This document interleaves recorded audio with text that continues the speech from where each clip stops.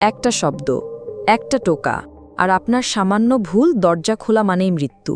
Hello viewers, আজকে আমরা দেখতে চলেছি সদ্য মুক্তি পাওয়া ফিলিপাইনের হাড়হীন করা হরর মুভি নকটুর্নো। এই মুভিতে একটি আত্মা মধ্যরাতে সবার দরজায় নক করে, আর এরপরেই ঘটে মৃত্যুর খেলা। ভুল করে কেউ দরজা খুলে ফেললেই তার মৃত্যু অবধারিত। কে এই আত্মা? কেন সে এভাবে সবাইকে মেরে ফেলছে? এসবের উত্তর জানতে হলে একটু স্কিপ না করে পুরো ভিডিওটি দেখতে থাকো। আর এই মুভির প্রতিটা মুহূর্তে থাকছে টুইস্ট আর ভয়। তো চলো বেশি বকবক না করে মুভিতে আসা যাক। আর হ্যাঁ, আমাদের চ্যানেলটি সাবস্ক্রাইব করতে ভুলো না।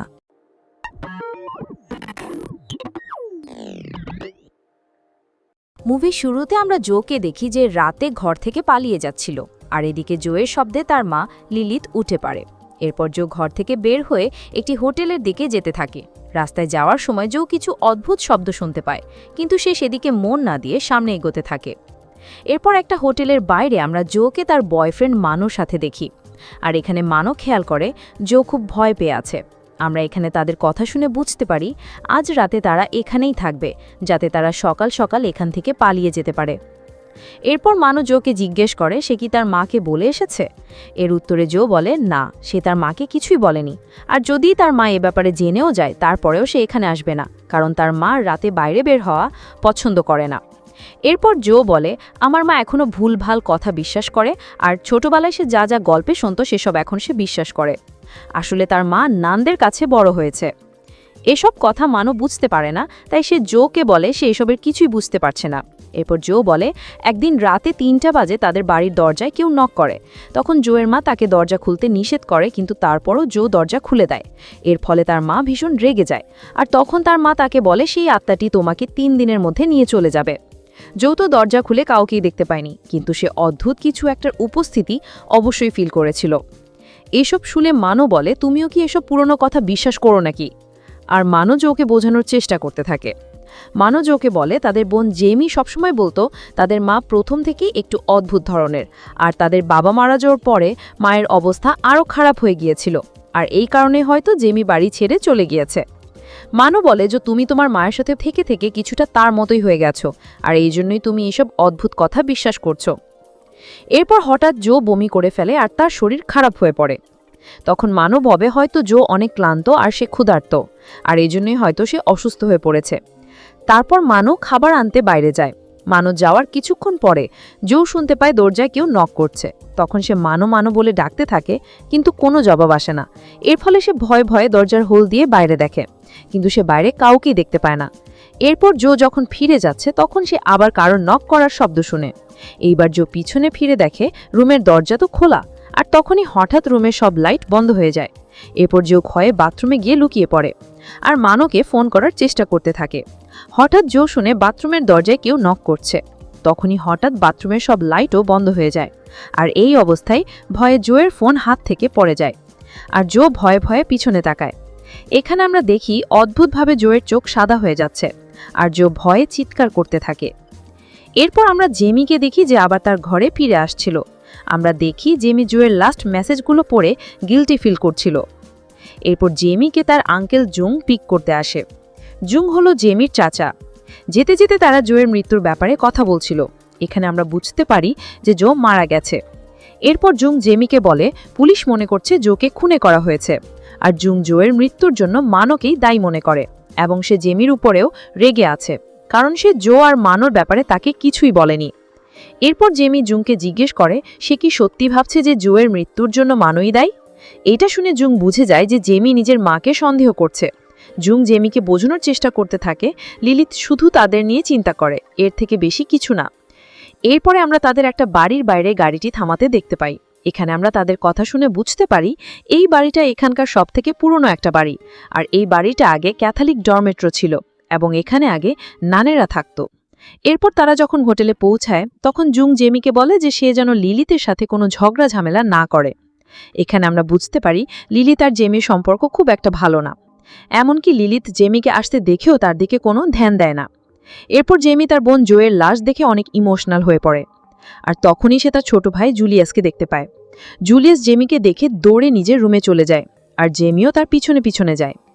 এরপর জেমি রুমে জুলিয়াসকে একটি জার নিয়ে বসে কাটতে দেখে, আর জেমিকে দেখে জুলিয়াস বলে যে এখানে একটি প্রজাপতি যার থেকে মিসিং আছে। এরপর জেমি তার ভাইয়ের কাছে গেলে সে টেবিলের উপর একটি বক্স দেখতে পায়, যেখানে জো তাদের ছোটবেলার অনেক ফটো গুছিয়ে রেখেছিল। জেমি এসব দেখে ইমোশনাল হয়ে পড়ে। আর তখন জুলিয়াস বলে জো তাকে বলেছিল যে সে কখনো তাকে ছেড়ে যাবে না। জুলিয়াস আরও বলে সবাই জোয়ের মৃত্যুর কারণ লুকাচ্ছে, কিন্তু সে জানে জোকে কুমাকাটক নিয়ে গেছে। কুমাকাটক আসলে ফিলিপাইনের হান্টেড আত্মাদের মধ্যে একজন ছিল। এরপর জুলিয়াস সেই আত্মাটির ব্যাপারে কথা বলে, যার ব্যাপারে মুভির শুরুতে জো মানোকে বলেছিল। জেমি জুলিয়াসের কথা শুনে অনেক আপসেট হয়ে যায়, আর সে জুলিয়াসকে তার মায়ের কথা বিশ্বাস করতে নিষেধ করে। এরপর আমরা সন্ধ্যায় জেমিকে দেখি কিচেনে, সে তার মাকে হেল্প করছে, যেখানে তাদের মধ্যে জোয়ের মৃত্যু নিয়ে ঝামেলা হয়। জেমি লিলিতকে বলে জো তোমার কল্পকাহিনী শুনতে শুনতে পাগল হয়ে গিয়েছিল, এজন্যই হয়তো জো লিলিতকেই মেরে ফেলেছে। এসব শুনে লিলিত অনেক রেগে যায়, আর তখনই জুলিয়াস সেখানে এসে তাদের থামায় এবং বলে যে মানো এসেছে জোয়ের শেষকৃত্যে। এটা শুনে লিলিত রেগে মানোর কাছে যায়, আর মানোকে জোয়ের মৃত্যুর জন্য দায়ী করতে লাগে। লিলিথের দাবি হচ্ছে মানো যদি সেদিন লিলিতকে একা রেখে না যেত তাহলে জো বেঁচে যেত। এর মধ্যে হঠাৎ লিলিথের শরীর খারাপ হয়ে যায়, যেটা দেখে জুং মানোকে এখান থেকে চলে যেতে বলে। এরপর জেমি মানোর পিছনে পিছনে যায়, আর মানো জেমিকে বলে যে সে প্রথমে ভাবত জো লিলিথের মতো কল্পকথা বিশ্বাস করছিল, কিন্তু এখন তারও মনে হচ্ছে কল্পকথাগুলো সব সত্য, আর কুমাকাটক তাকেও মেরে ফেলবে। এরপর মানুষ এখান থেকে চলে যাওয়ার পরে জেমি জুংকে বলে যে তাদের মানোকে সাহায্য করা উচিত, কারণ মানোকে দেখে অসুস্থ মনে হচ্ছে। এর উত্তরে জুং বলে মানোকে নিয়ে বেশি ভেবো না। এরপর জেমি জুংকে বলে লিলিথের শরীর এখন কেমন আছে। এরপরে জুং বলে লিলিথ হাইপারটেনশনের মেডিসিন খেত। এরপর আমরা জেমিকে দেখি সে জোয়ের লাশের পাশে দাঁড়িয়েছিল। সেখানে আমরা জোয়ের গলায় কেটে যাওয়া চিহ্ন দেখি। জেমি জোকে দেখে কাঁদতে লাগে। হঠাৎ সে শুনে দরজায় কেউ নক করছে। তারপর জেমি যখন দরজা খুলতে যায় তখন লিলিত তাকে এমনটি করতে বাধা দেয়। তখন জেমি বলে এটা নিশ্চয়ই জুং আঙ্কেল এসেছে, এজন্য সে দরজা খুলে দেয়। দরজা খুলতেই আমরা দেখি সত্যিই জুং এসেছে, যে লিলিতকে মেডিসিন দিতে এসেছে। পরের দিন সকালে আমরা সবাইকে জোয়ের শেষকৃত্যের জন্য রেডি হতে দেখি, আর এখানে জেমি জুলিয়াসকে বলে যে সে কালকে চলে যাবে, আর সে জুলিয়াসকেও তার সাথে কিছুদিনের জন্য নিয়ে যেতে চায়। প্রথমে জুলিয়াস না বলে, কারণ লিলিত একদমই রাজি হবে না, কিন্তু জেমি অনেক জোর করতে থাকে, তাই জুলিয়াস তাকে বলে সে তার মাকে রাজি করবে। এরপরে আমরা সবাইকে কবরস্থানে দেখি। সেখানে শেষকৃত্য হবার পর জুলিয়াস লিলিতকে বলে যে সে জেমির সাথে যেতে চায়, আর লিলিত এতে রাজিও হয়ে যায়। সবাই কবরস্থান থেকে চলে যায়, কিন্তু জেমি ঠিক করে সে সেখানে কিছুক্ষণ থাকবে। এরপরে এখানে মানোও আসে। সে জেমির কাছে কেঁদে কেঁদে বলে যে সে জোকে অনেক ভালোবাসে, কিন্তু সবাই তাকে শেষবারের মতো জোকে দেখতে দিল না। তখনই হঠাৎ মানো জোয়ের কবরে নক করার শব্দ শুনে। এসব শুনে মানো ভয়ে সেখান থেকে পালিয়ে যায়। এরপর রাতে জেমি একটি খারাপ স্বপ্ন দেখে উঠে পড়ে। তার স্বপ্নে জো নক করছিল। ঘুম থেকে উঠে জেমি সত্যিই জোয়ের আত্মাকে দেখতে পায়, কিন্তু জেমি ভাবে এটা তার মনের ভুল, এজন্য সে আবার শুয়ে পড়ে। পরের দিন সকালে জেমি জুলিয়াসকে নিয়ে চলে যাচ্ছিল, তখন জুলিয়াস অনেক ইমোশনাল হয়ে তার মাকে বিদায় জানায়। এরপরে আমরা দেখি জুলিয়াস চলে যাওয়ার জন্য লিলিত কাঁদছে। আর তখনই লিলিত কিছু একটা শব্দ শুনে ভয় পেয়ে যায়, আর সে জোয়ের ছবির দিকে তাকিয়ে বলে জেমি আর জুলিয়াসের খেয়াল রেখো। এর পরের দৃশ্যে আমরা জেমিকে দেখি। আমরা তাকে সেই হোটেলে উঠতে দেখি যেই হোটেলে জো মারা গেছে। জেমি এই হোটেলে কেন এলো জুলিয়াস এটা জিজ্ঞেস করাতে জেমি তার সাথে খুব রুড বিহেভ করে। এরপরে জেমির রুড বিহেভ করার জন্য জুলিয়াসের কাছে ক্ষমা চায়। এরপর জুলিয়াস জেমিকে জিজ্ঞেস করে তার আর মায়ের মধ্যে এমন কী হয়েছিল যার কারণে তারা একে অপরের উপর রেগে থাকে। তারপর জেমি বলে তাদের বাবা মারা যাওয়ার পরে তাদের মা আরও বাজে বাজে কথা বিশ্বাস করতে শুরু করে। বিশেষ করে মায়ের পেটে যখন তাদের ভাই ছিল, অর্থাৎ জুলিয়াস ছিল, তখন তাদের মা আর বাবার মধ্যে কিছু একটা নিয়ে লড়াই হয়েছিল, আর তারপরের দিনই তাদের বাবা নিজের প্রাণ নিয়েছিল। কিন্তু তাদের মা ভাবছিল কুমাকাটেক নামের সেই আত্মাটি তার স্বামীর প্রাণ নিয়েছে। কিন্তু জেমির এরকম মনে হয় না। আসলে জেমির মনে হচ্ছিল তার মা এগুলো বানিয়ে বানিয়ে বলছে, কারণ তার উপরে যেন কেউ তার স্বামীর মৃত্যুর দোষ দিতে না পারে। জুলিয়াস জেমিকে বলে তার এই কাহিনীতে কোনো যায় আসে না, তার মা শুধু তার বাবার মৃত্যুটা অ্যাকসেপ্ট করার জন্য এমনটা বলেছে। এসব কথা নিয়ে তাদের ভাই বোনের মাঝে ঝামেলা হয়ে যায়। এই কারণে জুলিয়াস ব্যাগ গুছিয়ে আবার নিজের বাড়ি ফেরার সিদ্ধান্ত নেয়, কিন্তু আবহাওয়া খারাপ থাকার ফলে জুলিয়াস আজ রাতে এখানেই থেকে যায়। মধ্যরাতে যখন তারা ঘুমাচ্ছিল তখন হঠাৎ জেমি দরজায় কারো নক করার শব্দ শোনে, আর সে দরজা খুলে বাইরে চেক করলে কাউকে দেখতে পায় না। কিন্তু আমরা একটি অদৃশ্য শক্তিকে জেমির কাছাকাছি দেখতে পাই, যেমনটা জো অনুভব করেছিল। হঠাৎ জেমি হোটেলের হলরুম থেকে কিছু শব্দ শোনে, আর সে ফ্লোরে গিয়ে কিছু স্টেইন দেখতে পায়। এরপর সে তার পিছু করতে করতে জেমি সেই রুমে পৌঁছায় যেই রুমে জো মারা গেছিল। জেমি দেখে সেই রুমের দরজা খোলা, আর ভিতরে গিয়ে সে দেখে মানো বাথরুমে দাঁড়িয়ে কথা বলছে। জেমি ডাক দিলে মানো নিজের হুঁশে আসে, আর সে বলে সেই আত্মাটি আমাকে এখানে এনেছে, আর এই শব্দগুলো সেই আত্মাটিই করছিল। মানোর এই অবস্থা দেখে জেমি মানোকে তাদের সাথেই থাকতে বলে, আর মানো জেমিকে বলে জোয়ের মৃত্যুর পরেও সে একবার তার দরজায় সেই একই রকম নক করার শব্দ শুনেছিল, আর তখন থেকেই তার এই অবস্থা হয়েছে। আর তখনই মানো বাথরুমের আয়নাতে জোয়ের আত্মাকে দেখতে পায়, এবং সে তাকে দেখে অনেক চিল্লাতে থাকে। মানোর শব্দ শুনে জুলিয়াসও উঠে পড়ে, আর জেমি মানোকে বলে শান্ত হয়ে ঘরে গিয়ে আরাম করতে। এর পরের দিন জেমি খেয়াল করে জুলিয়াস রুমে নেই, এজন্য সে ভাবে হয়তো জুলিয়াস বাড়িতে ফিরে গেছে। তারপর জেমি আর মানো বাড়িতে যায়, যেখানে আমরা জুলিয়াসকে দেখি, যে বৃষ্টিতে ভিজে যাওয়ার কারণে অসুস্থ হয়ে পড়েছে। লিলিথ জেমি আর মানোকে এখানে দেখে খুব রেগে যায়, আর লিলিথ তাদেরকে এখান থেকে চলে যেতে বলে। এর ফলে জেমি খুব কষ্ট পায়।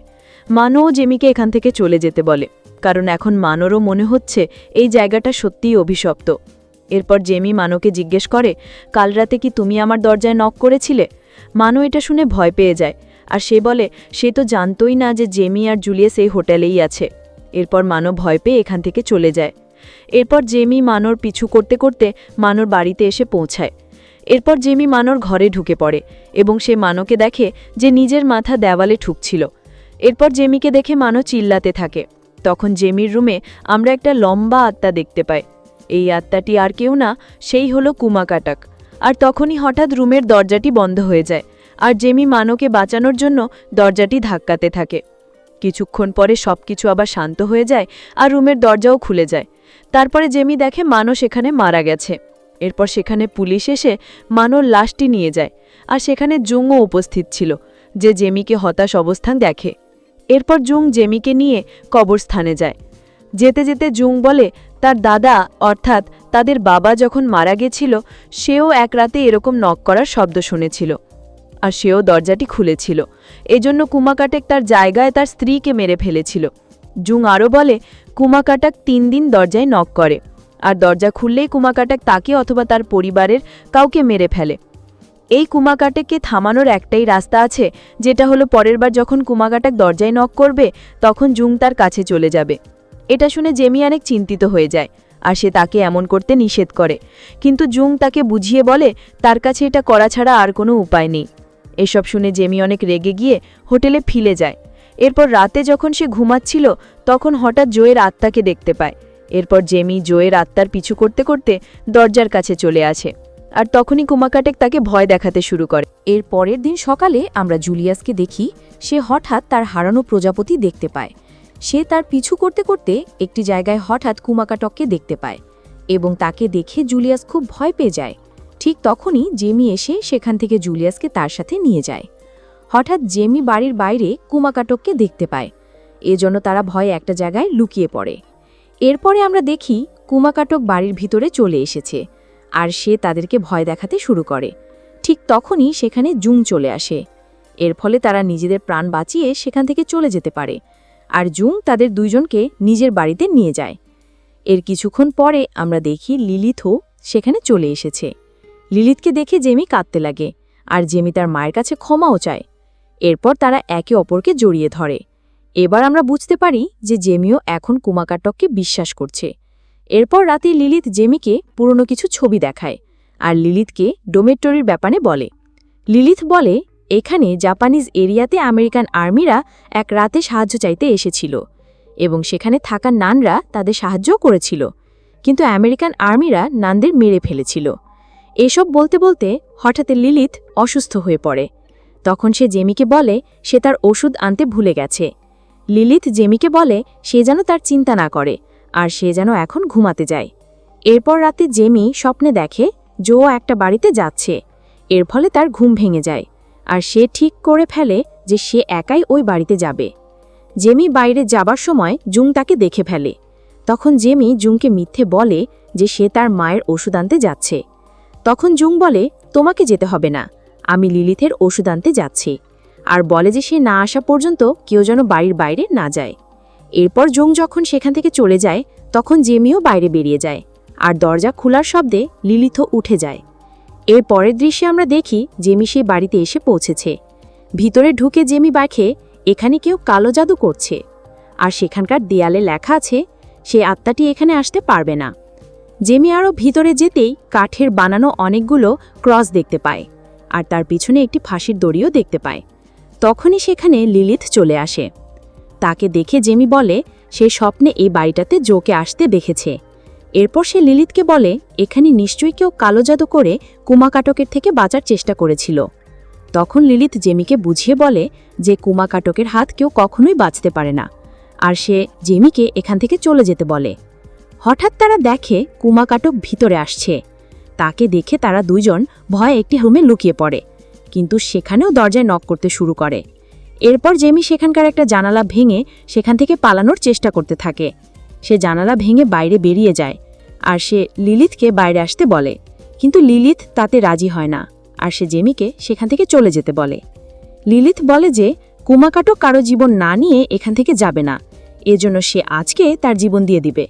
এসব শুনে জেমি তাকে এমন করতে নিষেধ করে, কিন্তু লিলিথ তার কথা না শুনে দরজাটি খুঁড়ে ফেলে, আর তখনই আমরা দেখি কুমাকাটক লিলিথকে টেনে নিয়ে যায়। এর পরের দিন সকালে আমরা লিলিথের লাশ দেখতে পাই। এরপরে দৃশ্যে আমরা লিলিথের শেষকৃত্য দেখি। এখানে জুং জেমির উপর খুব রেগেছিল, কারণ জেমি জুংকে মিথ্যে বলেছিল। এর ফলে জেমির জায়গায় লিলিথের মৃত্যু হয়েছে। এরপর আমরা দেখি এসব শুনে জুলিয়াস সেখান থেকে উঠে তার রুমে চলে যায়, আর সে তার জারে থাকা প্রজাপতিগুলো ছেড়ে দেয়। এরপর সেখানে জেমি আসে। জুলিয়াস তাকে বলে আমাদেরকে এখান থেকে অন্য জায়গায় চলে যাওয়া উচিত, যেখানে গেলে সবকিছু ঠিক হয়ে যাবে। এরপর জেমি জুলিয়াসকে বোঝানোর চেষ্টা করে। এরপরে রাতে আমরা জুং আর জেমিকে কথা বলতে দেখি। এখানে জুং জেমিকে বলে যে সে বুঝতে পারছে না কুমাকাটক জেমির রুমে কেন নক করছিল। জেমি তো জোকে শেষবারেও দেখেনি। এরপর জুং জেমিকে বলে লিলিথ সব শুনে চাইতো জেমি যেন তার কাছে ফিরে আসে, আর তার ইচ্ছা পূরণও হয়ে যায়। জেমি এসব শুনে খুবই উদ্বিগ্ন হয়ে পড়ে। এরপর জুং সেখান থেকে চলে যায়। এরপরে আমরা দেখি জুলিয়াস তার বিছানায় শুয়ে আছে, আর সে তার মাকে অনেক মিস করছে। তখনই সে জানালায় একটি কালো ছায়া দেখতে পায়। এরপর নিচে জেমির কাছে ফোন আসে। জেমি ফোনে তার মায়ের আওয়াজ শোনে। সে জেমিকে দরজা খুলতে নিষেধ করে। হঠাৎ জেমি শোনে দরজায় কেউ নক করছে। এবার সে অনেক ভয় পেয়ে যায়। এরপর জেমি তার মায়ের কফিনে দেখে সেখানে তার মা নেই, পুরো কফিন ফাঁকা। তখনই হঠাৎ জেমি তার পিছনে তার মা লিলিথের আত্মা দেখতে পায়। এজন্য সে ভয়ে বাড়ির দরজা খুলে বাইরে পালাতে যায়। দরজা খুলতেই কুমাকাটক জেমির ওপর হামলা করে দেয়। আর এই মুভিটা এখানেই শেষ হয়ে যায়। প্রিয় ভিউয়ার্স, এই মুভিতে এখনও আমরা অনেক প্রশ্নের উত্তর পাইনি। জুলিয়াসের কি হলো? সে কি এখনও বেঁচে আছে? জেমির আঙ্কেল জুংয়ের কি হলো? কুমাকাটক আসলে কে? সেই বাড়িতে কেই বা কালো জাদু করেছিল? হয়তোবা এই মুভির সেকেন্ড পার্ট আসবে, আর আসলে সাথে সাথে আমরা তোমাদের জন্য নিয়ে আসবো আমাদের এই চ্যানেলে। তাই আমাদের চ্যানেলটি সাবস্ক্রাইব করতে একদমই ভুলবে না। আর এই মুভিটা তোমাদের কেমন লেগেছে? তোমাদের কোনো প্রশ্ন থাকলে এবং তোমাদের মতামত কমেন্টে জানাও। আর এই মুভিটি ভালো লেগে থাকলে অবশ্যই একটি লাইক করে দিবে। তো ভালো থেকো সবাই। আজকে এখানেই বিদায়। দেখা হবে পরের কোনো ভয়ানক মুভিতে।